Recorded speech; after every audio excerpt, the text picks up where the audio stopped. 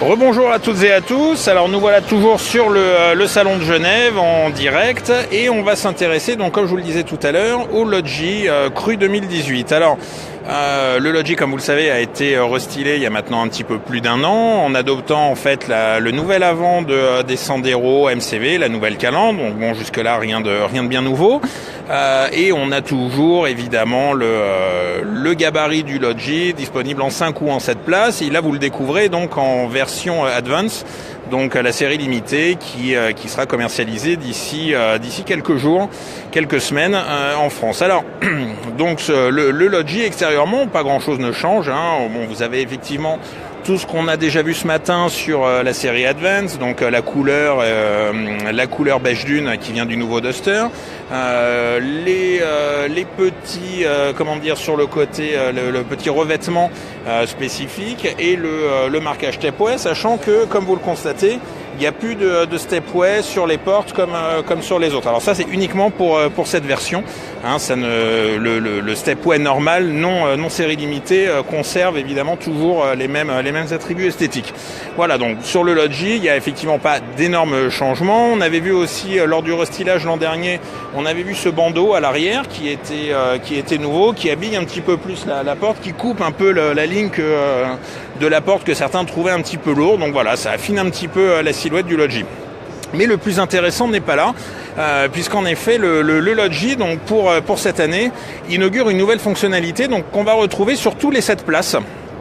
Donc les 7 places disponibles sur les finitions donc Silverline, Stepway et donc sur cette série limitée Advance, une nouvelle fonctionnalité au niveau des places arrière de deuxième rang. Comme vous le savez, le Logi c'est le moins cher des monospaces du marché et le moins cher surtout des 7 places. C'est un petit peu le successeur du MCV première génération et qui propose donc 7 vraies places, puisqu'on a toujours la possibilité de loger même 2 adultes à l'arrière, avec des places finalement plutôt confortables. La grande nouveauté de cette année, on va la voir tout de suite, c'est justement la fonctionnalité arrière. Alors on va découvrir ça ensemble, puisque jusqu'à présent vous aviez une seule banquette monobloc, et là aujourd'hui on a 2 sièges indépendants. Alors ces sièges indépendants, ils sont extrêmement simples à manier, donc vous allez voir, c'est extrêmement simple. Je vais le faire avec une seule main, puisque de l'autre je tiens la caméra. Donc on a ici possibilité donc de rabattre le premier siège, de le lever.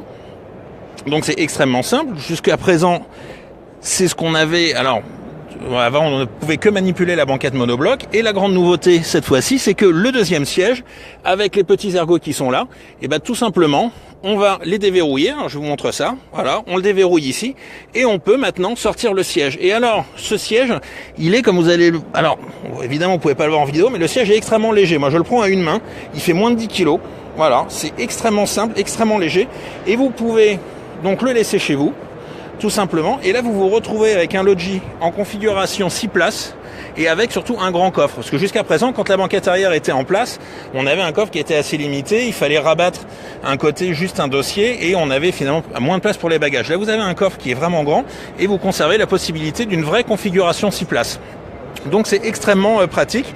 Et ça arrive maintenant, cette fonctionnalité arrive de série sur tous les Logi 7 places. C'est extrêmement bien fait, c'est astucieux, c'est bien Dacia, c'est tout à fait dans l'esprit de la marque, sans supplément de prix, et c'est vraiment une grande nouveauté dans le sens où on a enfin une vraie modularité sur le Logi. Ça lui manquait un petit peu, et on a des sièges très légers qu'on peut manipuler sans aucun problème. C'est pas des sièges d'espace à ce niveau-là, et vous avez vraiment maintenant la possibilité d'avoir une modularité complète.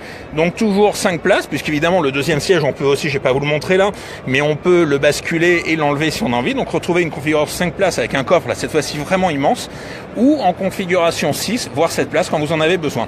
Voilà, donc c'est effectivement une belle nouveauté, c'est très intéressant, ça donne vraiment ce qui manquait au Logi, une vraie modularité. L'accès se fait toujours de la même manière au 3e rang par l'arrière droit de la voiture, avec le siège comme vous voyez ici qui bascule, qui est extrêmement simple aussi d'utilisation. Alors ce siège là, évidemment celui-là ne s'enlève pas, bien entendu, et vous vous retrouvez avec toujours la banquette arrière en configuration 3 places comme d'habitude.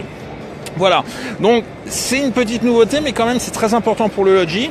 Ça va le replacer, alors sachant que les ventes du Logi continuent d'augmenter aujourd'hui, ça reste quand même un monospace qui se vend finalement plutôt bien sur un segment qui fonctionne mal. Le segment du monospace a tendance à baisser à peu près de 10% par an au profit du SUV évidemment, puisque aujourd'hui les familles se tournent plus vers des SUV. Et le monospace est en perte de vitesse, alors que le Logi, lui, contre toute attente, il augmente. Il augmente de 20% par an en moyenne, et je pense qu'avec cette nouvelle fonctionnalité, ces nouvelles places arrière séparées, il va encore avoir des chiffres de vente qui vont croître, parce que franchement, il y a aujourd'hui très peu de monospaces aussi bon marché, il n'y en a même pas d'ailleurs, il n'y en a pas du tout aujourd'hui de disponible, et qui vont présenter une telle modularité. Voilà, donc c'est extrêmement intéressant. Vous trouverez les photos dans le prochain numéro de Dacia Attitude, dont on va reparler tout à l'heure. Et puis comme d'habitude en fait, quand on fait des salons et des lives, je vous invite à vous retrouver en fin de journée. Alors je sais pas à quelle heure on fera le live, peut-être vers 17h, 18h, on verra. Et je vous invite à nous poser toutes vos questions sur toute la gamme. On fera un petit point sur le nouveau Duster, et puis on reparlera notamment des ventes de Dacia qui sont en beau fixe. Des 5 millions de Dacia déjà vendus, de l'anniversaire de la marque, puisque la marque fête cette année ses 50 ans. Donc voilà, on va se retrouver un petit peu plus tard dans fin d'après-midi, et n'hésitez pas, si vous avez différentes questions, on essaiera d'y répondre d'ici là. Voilà, et écoutez, je vous dis à tout à l'heure, je vous remercie d'avoir suivi ce live, et puis à plus tard.